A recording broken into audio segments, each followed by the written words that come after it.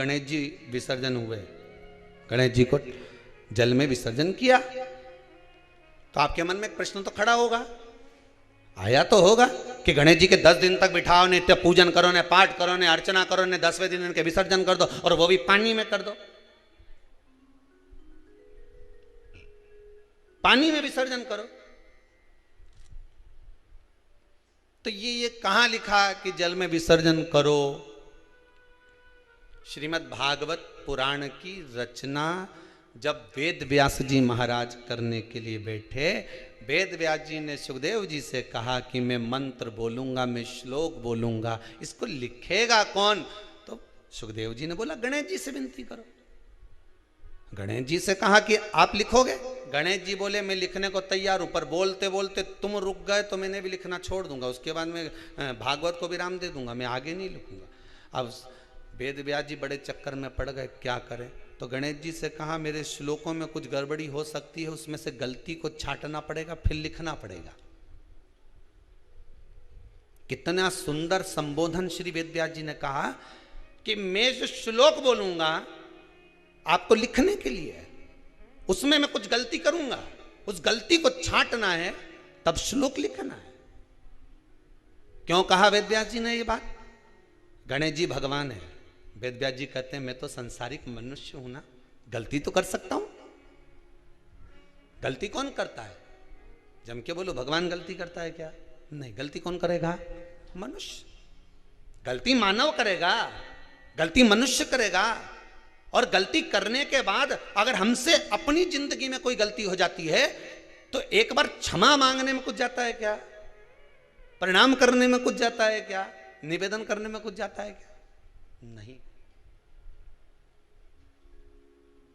गलती हो गई मुझसे, तो गणेश जी आप गलती को छांटना, लिखना। गणेश जी महाराज लिखने बैठ गए, लिखते लिखते लिखते लिखते 10 दिन हो गए गणेश जी महाराज को। शरीर में ताप पड़ने लगा गणेश जी महाराज के। वेद व्यास जी ने गणेश जी के हाथ का स्पर्श करा तो शरीर तो तप रहा था। वेद व्यास जी ने वहीं पर श्रीमद् भागवत के श्लोकों को विराम दे दिया, अब नहीं बोले। गणेश जी लिखते लिखते लिखते लिखते लिखते लिखते थक गए, ताप पड़ गया, शरीर गर्म हो गया। वेद व्यास जी ने कब करूं क्या, 10 दिन से लिख रहे हैं और शरीर पर ताप पड़ रहा है, करा क्या जाए। उन्होंने गणेश जी का हाथ पकड़ा, उठाया और कहा चलो प्रभु हमारे साथ में। वेद व्यास जी गणेश जी को ले गए और ले जाकर शीतल जल में श्री गणेश जी महाराज को बिठा दिया। गणेश जी को पानी के अंदर उनको विराजमान कर दिया कि अब आप ताप को थोड़ा ठंडा कर लीजिए।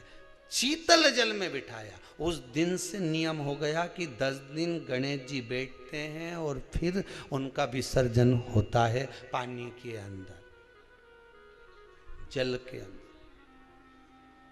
शरीर का ताप मिट जाए। तो गणेश जी ने वचन दिया है वेद व्यास जी महाराज को, आपने मेरे ताप को मिटाने के लिए मुझे जल में बिठाया है, जो मुझे जल में विसर्जन करेगा मेरा ताप तो मिटेगा ही, साथ में जो मुझे जल में विसर्जन करेगा उसके जीवन के भी ताप को मैं मिटा दूंगा, उसके जीवन के ताप को मैं मिटा दूंगा। ताप मिटा दिया।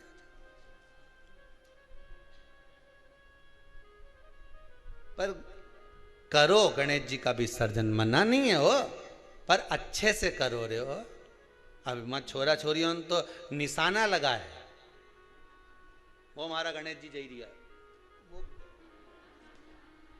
हमारा सबसे आगे पहुंचा तो इधर वाला ने इधर से फेंका, हो गया। ये हमारे धर्म की हंसी उड़ा रहे हैं, ये हमारे धर्म की हंसी है।